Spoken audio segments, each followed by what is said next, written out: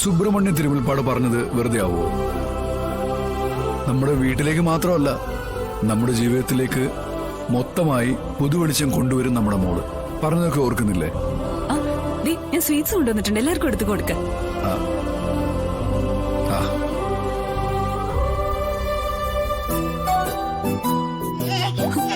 മൂർത്തി, ഇവൾക്കും sweets വേണോന്ന്. അതെ, കഴിക്കാറാവുമ്പോ ഞങ്ങൾ അറിയിക്കാം. അപ്പൊ വാങ്ങിച്ചു തരാം കേട്ടോ. നമ്മള് വാങ്ങിച്ചു കൊടുക്കാനൊന്നും നിക്കണ്ട.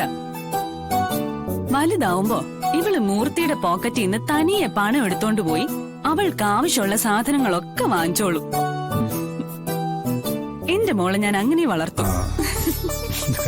കണ്ടില്ലേ, അപ്പോഴും നമ്മുടെ ആഗ്രഹങ്ങൾ പുറത്ത്. അവരമ്മയും മോളും ഒന്നായി. അതെ, ഈ സന്തോഷ വാർത്ത നമുക്ക് അച്ഛനമ്മയെ അറിയിക്കണ്ടേ? നമ്മുടെ മോള് വന്നതിന്റെ ഐശ്വര്യം അവരും കൂടി അറിയട്ടോ.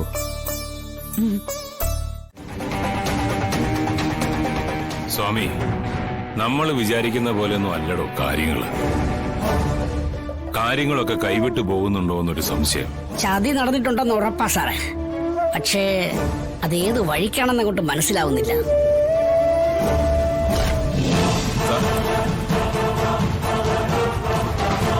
സാറേ, എന്റെ പണി പോവും. മുന്നിൽ വന്ന് നിന്നാ നിന്റെ പണിക്കുറ്റം ഞാൻ തീർക്കും. മാറിക്കോ. അവനെ കയറ്റി വിട്ടേക്ക്. തന്റെ കൈക്ക് അവനെ തടുക്കാനുള്ള ശക്തിയില്ല.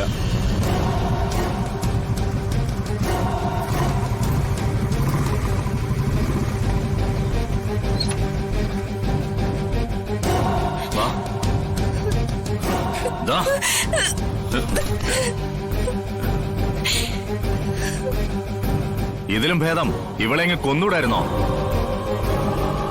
ഒരിക്കൽ ലാസറിനെ വിട്ട് ശ്രമം നടത്തിയതാ. അത് പരാജയപ്പെട്ടതുകൊണ്ടാവും പ്രകാശനെതിരെ തിരിഞ്ഞതല്ലേ?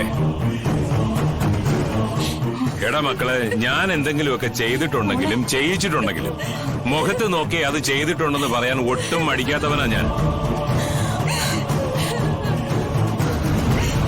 അതിനൊട്ടും ഭയക്കുന്നവനല്ല മാണിക്കോത്ത് മഹേന്ദ്രൻ. എന്തിനാ എന്റെ താലിയറുത്ത്? അച്ഛന്റെ കൺവെട്ടത്ത് പോലും വരാതെ എവിടെയെങ്കിലും പോയി ജീവിക്കില്ലായിരുന്നോ ഞങ്ങള്? മോളെ നീ എന്തൊക്കെയാ പറയുന്നേ?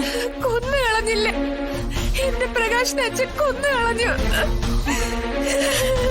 മോളെ, നീ വെറുതെ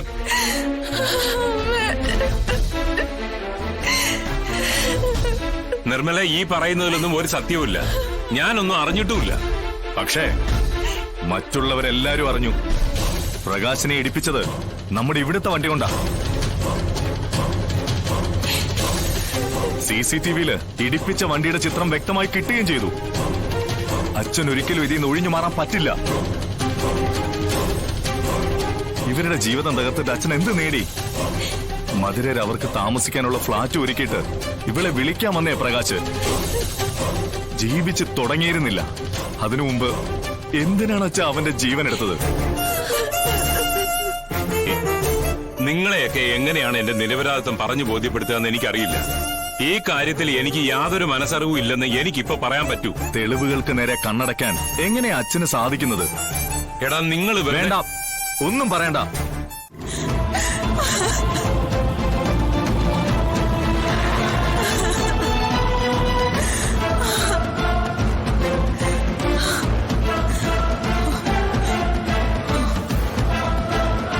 മഹേട്ട, നിങ്ങളുടെ എല്ലാ ദുഷ്ടത്തരത്തിനും മനസ്സോടെ കൂടെ നിൽക്കേണ്ടി വന്നിട്ടുണ്ട് എനിക്ക്. അതിന്റെ എല്ലാം ഫലമാ ഇപ്പതേ നമ്മുടെ മുന്നിൽ വീണ നമ്മുടെ മോളുടെ കണ്ണുനീര്. അതിന് നമ്മളെ ഉടലോടെ ദഹിപ്പിക്കാനുള്ള ശക്തിയുണ്ട്. സ്വന്തം മകളെ വിധവയാക്കി നിങ്ങളോടൊപ്പം ജീവിക്കാൻ എനിക്ക് പേടിയാ. നിങ്ങൾ ഈ കാണുന്ന ആളല്ല. ഇത്രയും വർഷം നിങ്ങളോടൊപ്പം നിഴലായി ജീവിച്ചിട്ട് എനിക്ക് നിങ്ങളെ മനസ്സിലാക്കാൻ പറ്റിയില്ലല്ലോ. എന്തിനാ നിങ്ങൾ ആ പാവം പയ്യനെ കൊന്നു കളഞ്ഞത്? നിർമ്മല, നീ സ്വാമി, എന്താണോ ഇതൊക്കെ? സാറേ, ഞാൻ താനെ ഫോണിങ് തന്നെ മോളെ. സാറേ,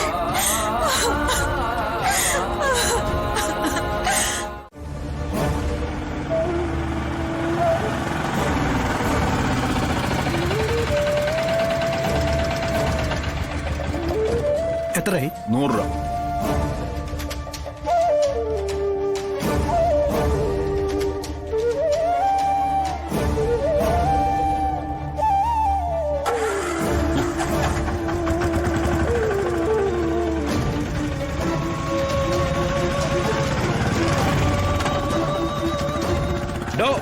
നിക്കവിടെ. ഞാനിതുകൊണ്ട് അകത്ത് വെച്ചിട്ട് വരാം സാറേ. കളപ്പിള്ളേ ഇങ്ങോട്ട് വാ, ഇങ്ങോട്ട് വാ.